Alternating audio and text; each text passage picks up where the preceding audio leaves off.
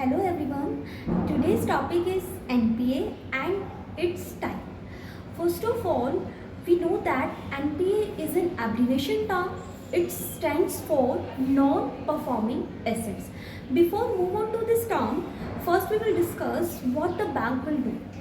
As we know, the bank is a financial intermediary who will lend money to the needy or to the borrower who will demands in order to fulfill their production or consumption requirements. So basically the bank will provide loans and advances to the industrialist or the production units or the anyone who demands, as like you can take a loan for home loans or a car loan, any type of loan you can take from the bank.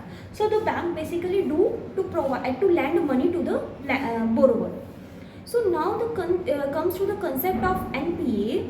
If the borrower has get the money, but the bank are not getting any interest as well as principal payment up to 90 days on the loans or advances which was provided earlier to the borrower. So these assets will become the non-performing assets. Suppose take an example. As you are the borrower, you have taken the loan of 5 lakh rupees, and now you have need to pay equal monthly installments of 5,000 every month to the bank. But suppose you had paid first 3 installment at their time period, but after that 3 installments you had skipped regularly 3 installments. It means you had skipped 3 months.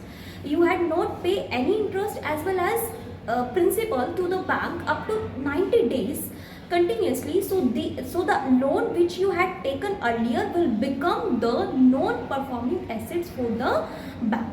So the time period for NPA is 90 days, or after 90 days or up to 90 days, if the bank are not getting any interest as well as principal on the loan which it had already provided to the borrowers, the assets will convert it automatically into the NPA, and they will affect the profitability of the bank.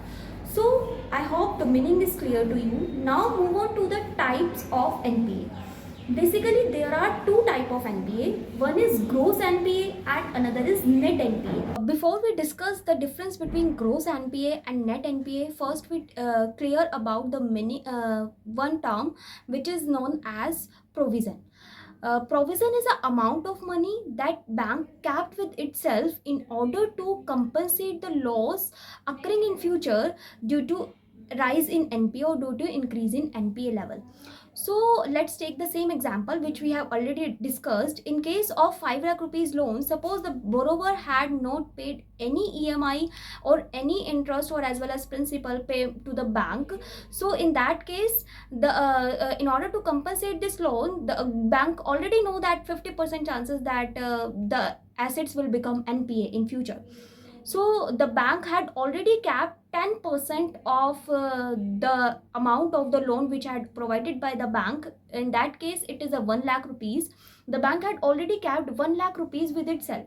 This 1 lakh rupees here represents the provision for the bank.